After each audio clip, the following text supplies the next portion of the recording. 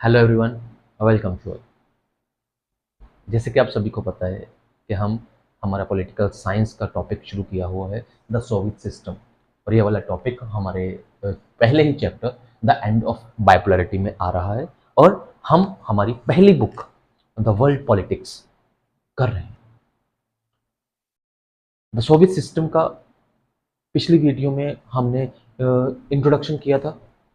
हमने उसमें देखा था कि सोवियत सिस्टम क्या है, मीनिंग या डेफिनेशन ऑफ सोवियत सिस्टम क्या है।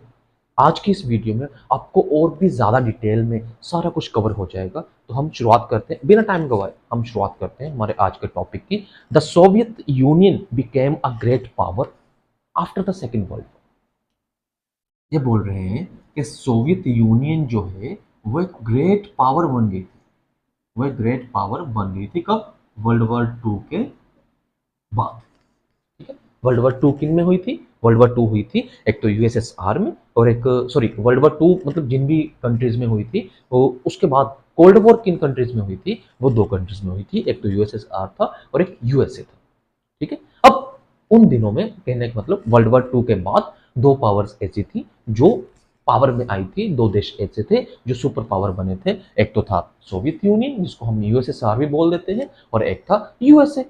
अब सोवियत यूनियन ग्रेट पावर था, लेकिन ये यूएसए से अभी भी पीछे ही था। मतलब फिलहाल भी सबसे बड़ी पावर जो था वो यूएसए ही था। सेकंड नंबर पर कौन आ रहा था? सेकंड नंबर पर आ रहा था सोवियत यूनियन, सोवियत सिस्टम। अब इसकी ना बहुत सारी फीचर्स हैं। अगर हम सोवियत यूनियन की बात करें, इसकी बहुत सारी फीचर्स हैं, लाइक इनका कम्युनिकेशन सिस्टम, इनका कम्युनिकेशन सिस्टम अगर हम बात करें इतना ज्यादा स्ट्रांग है कि ये अपने कंट्री के, अपने ग्रुप के, अपने पूरे के पूरे ज्योग्राफिकल एरिया के रिमोट एरियाज को भी एक्सटेंड कर रहे थे, रिमोट एरियाज को भी एक्सेस कर रहे थे। कैसे, हम आगे पढ़ेंगे। इसके अलावा इन्होंने लोगों के लिए बहुत सारी स्कीम्स, आम लोगों की जिंदगी, आम लोगों का स्टैंडर्ड ऑफ लाइफ बहुत अच्छा बना रखा था। कागजों में था, एक्चुअल में था, वो हमें आगे चलकर पता चलेगा। लेकिन हमने जो डिस्कस करना है वो हम अब line to line, point to point हम हमारी बुक का डिस्कस करते हैं। कहां से शुरुआत हो रही है? It had a complex communication network. सबसे पहली जो चीज है, it had a complex communication communication network.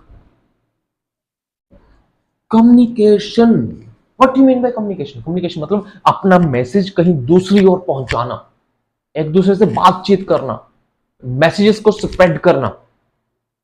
ठीक है, तो इनका जो कम्युनिकेशन नेटवर्क है वो कॉम्प्लेक्स था, मतलब बहुत बड़ा था।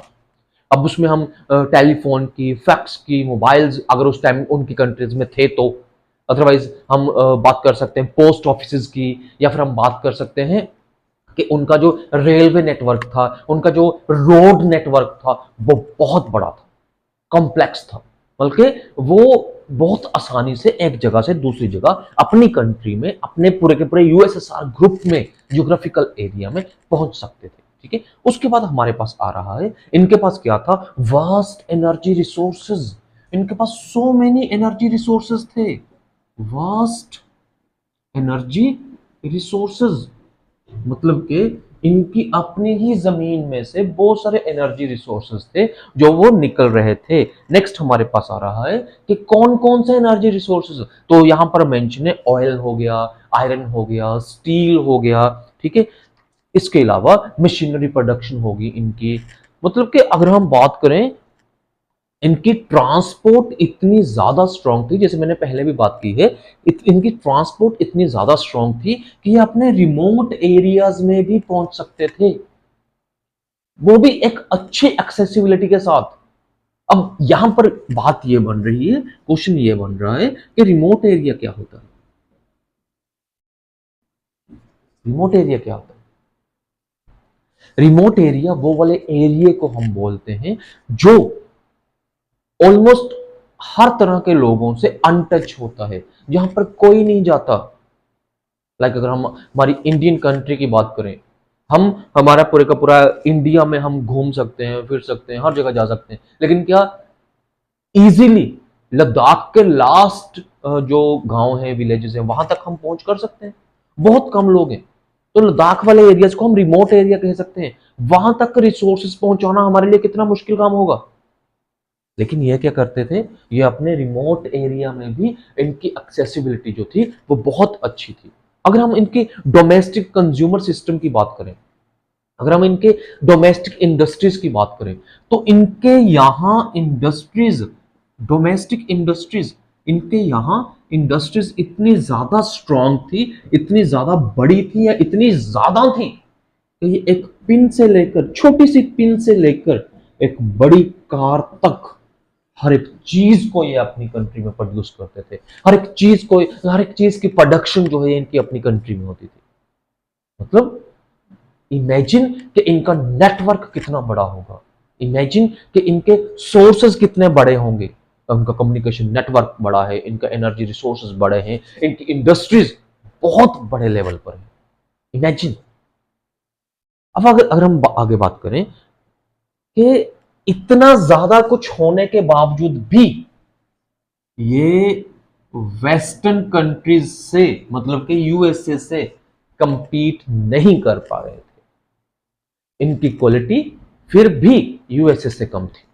ठीक है, बात भी कर सकते हैं हम, जो लाइन लिखी हुई है, there quality did not match that of the western capitalist countries. उस टाइम पे जो वेस्टर्न कैपिटलिस्ट कंट्रीज थी, बल्कि वही यूएसए या उसका ग्रुप, उसके साथ इनकी क्वालिटी मैच नहीं करती थी। चलो खैर, फिर भी ये अपने लोगों को प्रोवाइड तो कर रहे हैं ना, ये कोशिश तो कर रहे हैं ना, तो उसी कोशिश को हमने देखना है।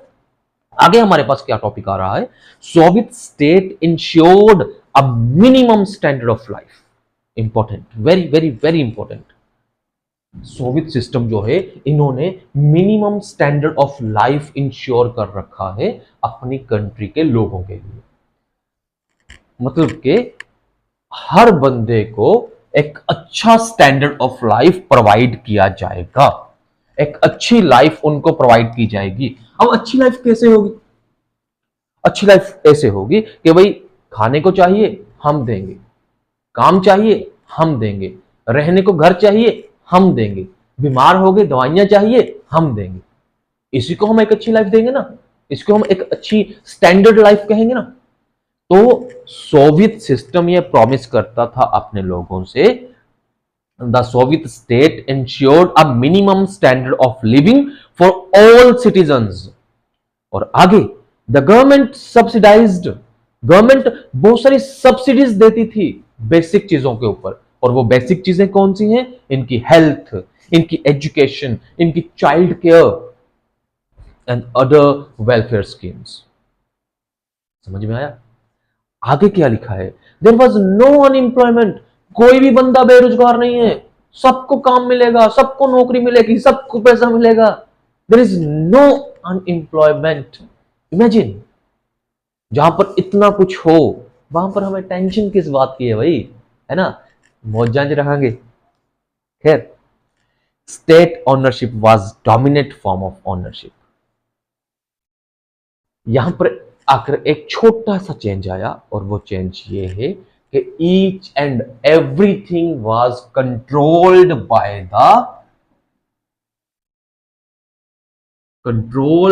The state. स्टेट का मतलब सरकार, स्टेट का मतलब कम्युनिस्ट पार्टी। ओके, अब बात यह है कि हमारे सामने इतनी सारी चीजें हैं, इतना कुछ आ गया हमारे सामने।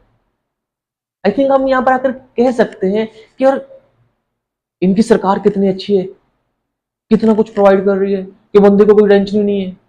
फॉर एग्जाम्पल, मेरे जैसा यहां पर आकर मेहनत कर रहा है, क्यों कर रहा है? ताकि मुझे पैसा मिले, ताकि मुझे शोहरत मिले, ताकि मुझे इज्जत मिले। आप लोग काम कर रहे हो, आपके फादर साहब काम कर रहे हैं, आपके पेरेंट्स काम कर रहे हैं, क्यों कर रहे हैं? पैसे की खातिर, खाने की खातिर। अब सरकार प्रॉमिस कर रही है इनकी, खाना चाहिए हम देंगे, काम चाहिए हम देंगे, रहने को घर चाहिए हम देंगे। और क्या चाहिए भाई? अच्छी है सरकार या बुरी है? सोशलिज्म अच्छा है बुरा है? सोशलिस्ट सिस्टम अच्छा है या बुरा है? अरे भाई, जितना हमने पढ़ लिया इसके हिसाब से तो ये अच्छा ही है ना? है। अब हम देखते हैं कि सोवियत सिस्टम बाकी की कंट्रीज पर या अपने लोगों पर एक्चुअल में क्या था। ये सारी वो चीजें हैं जो कागजों में लिखी जाती हैं। ठीक है, अब हम रियलिटी को फेस करेंगे। अब हम देखेंगे कि सोवियत सिस्टम एक्चुअल में क्या था। तो यहां पर हमारे पास जो नेक्स्ट हमारे पास आ रहा है, the Soviet system however became very bureaucratic and very authoritarian। मालिक हैं हम, हमारी मर्जी के बिना कुछ नहीं होगा। ये सिस्टम था उनका, मन मर्जी करते थे वो, अपनी लोगों पर अत्याचार करते थे। हम आगे पढ़ेंगे, मालिक हैं हम, बॉस। समझ में आया? आगे, they making life very difficult for its citizens. उन्होंने अपने लोगों की, अपने सिटीजन्स की लाइफ को बहुत ज्यादा डिफिकल्ट बना दिया था। लैक ऑफ डेमोक्रेसी, मतलब कि वहां के लोगों को ना, अगर हम वहां के लोगों की बात करें, वहां के लोगों में ना, मतलब कि वहां के सिस्टम में लैक ऑफ डेमोक्रेसी थी। कैसे? उनको अपने थॉट्स, अपने विचार, अपने आइडियाज कुछ भी एक्सप्रेस करने की आजादी नहीं थी। They have no freedom to express their views. तो वो क्या करते थे? तो अपनी भड़ास वो कार्टून्स के जरिए निकालते थे। सरकार के खिलाफ वो कार्टून्स बनाते थे। There is a absence of freedom of speech. People who often expressed their views in joke and cartoons. चुटकुलों के जरिए अपने व्यूज को एक्सप्रेस कर रहे हैं। वो कार्टून्स के जरिए अपने व्यूज को एक्सप्रेस कर रहे हैं। इमेजिन, अभी अभी हम तारीफें पढ़ कर रहे हैं, रोटी चाहिए हम देंगे। अबे भाई रोटी क्या करनी है जब दिमाग को आजादी नहीं है, जब हम अपने व्यूज बोल ही नहीं सकते। समझ में आया? आगे, most of the institutions of the Soviet state ऐसे थे जिनको सिर्फ और सिर्फ स्टेट कंट्रोल करती थी। कोई दूसरे को परमिशन नहीं थी कंट्रोल करने की। उनको सिर्फ और सिर्फ एक पार्टी कंट्रोल करती थी और उस पार्टी का नाम क्या था? Communist party. आगे, all institutions and was unaccountable to the people. Imagine कि भी जितने भी इंस्टीट्यूशन है, ऑल इंस्टीट्यूशन, यहां पर इन्होंने वर्ड यूज किया all institutions, unaccountable to the people. What you mean by unaccountable? Unaccountable होना मतलब कि आंसरेबल ना होना, अकाउंटेबल होना मतलब कि आंसरेबल होना। इमेजिन, हमने हमारा लीडर थ्रू वोट्स उसको जिताया, उसको पार्लियामेंट में भेजा, उसको असेंबली इलेक्शंस में जिताया और उसको असेंबली में भेजा। हमारे एरिया में, हमारे मोहल्ले में, हमारे शहर में कोई भी प्रॉब्लम आ रही है तो हम किसके पास जाएंगे? हम हमारे लीडर के पास जाएंगे। वो चाहे हमारा एमएलए हो, वो चाहे हमारा एमपी हो, इवन के चाहे वो हमारा सरपंच हो या फिर चाहे वो हमारा एमसी हो, हम हमारे लीडर के पास जाएंगे कि हमें ये वाली प्रॉब्लम आ रही है, इसे सॉल्व करो। क्यों जाएंगे हम वहां पर? क्योंकि उनको थ्रू इलेक्शन हमने जिताया और वो हमारे लिए अकाउंटेबल हैं, वो हमारी बातों के लिए आंसरेबल हैं। हमारे साथ कोई भी इंसिडेंट होता है, हमारे पास साथ कोई भी मिसहैपनिंग होती है, हम दो जगह पर जाते हैं, या तो हम जुडिशरी में जाते हैं या फिर हम पुलिस स्टेशन में जाते हैं। क्यों जाते हैं? क्योंकि जुडिशरी हमारे लिए आंसरेबल है। हमने एक रोल प्ले किया है जुडिशरी को बनाने में। हम पुलिस स्टेशन जाते हैं, हम पुलिस की हेल्प लेते हैं। क्यों लेते हैं? क्योंकि पुलिस हमारे लिए आंसरेबल है, इसलिए लेते हैं। लेकिन जब हम बात करते हैं यहां पर ऑल इंस्टीट्यूशंस, चाहे वो जुडिशरी है, चाहे वो सरकारें हैं, चाहे वो पुलिस है, चाहे वो आर्मी है, ऑल इंस्टीट्यूशंस वर अनअकाउंटेबल। सारे के सारे इंस्टीट्यूशंस अनअकाउंटेबल हैं लोगों के लिए। जब लोगों को बेसिक आजादी नहीं मिल रही है, जब लोगों को उनकी सोच मतलब इतनी ज्यादा कैद कर रखी है, तो कैसी सरकार होगी? वो कैसा सिस्टम होगा? वो कौन सा सोशलिज्म? समझ में आया? अब इससे भी कमाल की बात यह है, कि Russia was only one of the 15 Republic who dominate the system. सिर्फ हमने कवर किया था ना पिछले लेक्चर में कि यूएसएसआर क्या है। यूएसएसआर है Russia plus 14 other countries. Russia plus 14 other countries, USSR 15 countries का ग्रुप है। लेकिन इन सभी कंट्रीज के ऊपर डोमिनेंट कौन है, किसका सिस्टम चलता है? अब यहां पर अगर हम बात करें, ये बाकी की 14 कंट्रीज बोल रही हैं कि हमने हमारी लैंग्वेज को इंपोज करना है, हम चाहते हैं कि हमारी कंट्री में हमारी लैंग्वेज बोली जाए। रशिया बोल रहा है नो, ओनली रशियन लैंग्वेज बोली जाएगी। ये कंट्रीज बोल रही हैं कि हम चाहते हैं कि हमारी कंट्री में हमारा कल्चर फॉलो किया जाए, हमारा कल्चर चले, हम हमारे कल्चर में रहना चाहते हैं। रशिया बोल रहा है नो, ओनली रशियन कल्चर चलेगा। मतलब कि रशिया की एक डोमिनेंट नेचर थी, वो रौब मारता था इन कंट्रीज के ऊपर। तो जब आपको इतना ज्यादा प्रेशराइज किया जाएगा, इतना ज्यादा सप्रेस्ड किया जाएगा, तो कब तक एक ग्रुप का हिस्सा रहोगे? अब कब तक यूएसएसआर का हिस्सा रहोगे? अब कब तक ऐसी सिचुएशन में सरवाइव कर सकते हो? एक टाइम तो ऐसा आएगा जब आप भागी हो जाओगे, एक टाइम तो ऐसा आएगा जब आप रेवोल्यूशन करोगे। तो इसकी हिस्ट्री की अगर हम बात करें, इसके फ्यूचर में वो टाइम कब आया? 1991 में आया। कैसे आया, कौन लेकर आया, हम आगे बात करेंगे। फिलहाल क्या है, Russia dominated everything and people from other regions, other region मतलब people from other countries feeling neglected and often suppressed. उनको ऐसा लगता है कि यार हमारी कोई वैल्यू ही नहीं है, हमें कोई पूछता ही नहीं है, हमें कोई हमारी कोई मर्जी नहीं है। रशिया के अपनी कंट्री छोड़ो, रशिया के अपने लोगों की बात छोड़ो, रशिया के तो जो अदर कंट्रीज के लोग हैं उनकी भी कुछ नहीं सुनता था। किसकी मानी जाती थी, किसको देखा जाता था, किसको सुना जाता था, किसकी चलती थी वहां पर? Only Russia, only Russia.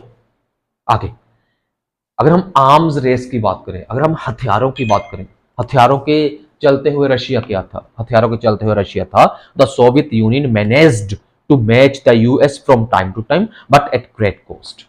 उसको बहुत ज्यादा खर्चा करना पड़ता था यूएसए के बराबर आने के लिए, लेकिन रशिया फिर भी नहीं आ पा रहा था। मतलब कि रशिया का खर्चा बहुत ज्यादा हो रहा था। मैं बार बार रशिया वर्ड यूज कर रहा हूं, हम यूएसएसआर वर्ड भी यूज कर सकते हैं। यूएसएसआर का खर्चा बहुत ज्यादा हो रहा था। इसके बावजूद भी यूएसएसआर ऑलमोस्ट हर एक चीज में यूएसए के पीछे ही था, बिहाइंड ऑफ द यूएसए ही था। और इससे भी बड़ी बात यूएसएसआर के लिए ये हुई कि 1979 में यूएसएसआर ने अटैक कर दिया था अफगानिस्तान पर। अफगानिस्तान पर अटैक करने के बाद इनके ना रिसोर्सेज बहुत कम हो गए थे। The Soviet invasion of Afghanistan, invade करना होता है कि किसी पर अटैक करना। The Soviet invasion of Afghanistan in 1971 Weeknd the system even further, कि उसके सिस्टम को और ज्यादा वीक कर दिया था। इनके यहाँ फूड जो सिक्योरिटी थी या फूड जो था वो इनसिक्योर हो गया था, लोगों के पास फूड नहीं बचा था। इसके अलावा अगर हम बात करें, shortage of all consumer goods हो गया था, हर तरह की शॉर्टेज हो गई थी गुड्स की। मतलब कि चलते चलते चलते चलते आपकी बुक कह रही है कि 1970s में, या मान के चलो कि 1980 में, यहां तक आते आते इनकी इकोनॉमी टोटली खत्म हो गई थी और स्टैग्नेट हो गई थी। इमेजिन कि एक ग्रुप है यूएसएसआर जिसकी इकोनॉमी स्टैग्नेट हो चुकी है, जिसकी इकोनॉमी खत्म हो चुकी है, जिसका लीडर बाकी की कंट्रीज पर रौब मार रहा है, बाकी की कंट्रीज पर, जो इसके ग्रुप की कंट्रीज हैं उनके ऊपर एक डोमिनेट नेचर बनाई हुई है उसने, वो उनको डोमिनेट कर रहा है। इन सारी चीजों के चलते हुए ये कब तक जिंदा रहेंगे? यूएसएसआर एज ग्रुप कब तक सरवाइव करेगा? टूटना तो तय है, खत्म होना तो तय है, डिसइंटेग्रेट होना तो तय है। डिसइंटेग्रेट होंगे कब? जब कोई पहल कर लेगा। तो अब आगे हमारे पास क्या है, ये मान के चलिए हमने यहां तक का टाइम पीरियड कवर कर लिया, 1980s तक का टाइम पीरियड कवर कर लिया। अब आगे हमारे पास क्या है कि यूएसएसआर डिसइंटेग्रेट कैसे हुआ? ऐसा कौन सा सिस्टम था, ऐसे कौन सा बंदा जो है, ऐसा कौन सा लीडर जो है इंट्रोड्यूस हुआ, ऐसा कौन सा लीडर जो है वो सामने आया, ऐसे कौन से इनिशिएटिव्स थे जो यहां के लोगों ने लिए, और उसके बाद यूएसएसआर जो है अगले 10 सालों के अंदर अंदर तहस नहस हो गया, खत्म हो गया, डिसइंटीग्रेट हो गया। कैसे हुआ, क्या क्या हुआ, कौन कौन से इवेंट थे, कौन कौन से इंसिडेंट थे, वो सारी चीजें हम डिस्कस करेंगे हमारी नेक्स्ट वीडियो में। So thank you. मैं उम्मीद कर रहा हूं कि आपको सारा टॉपिक जो है वो समझ में आ गया होगा, है ना। Thank you.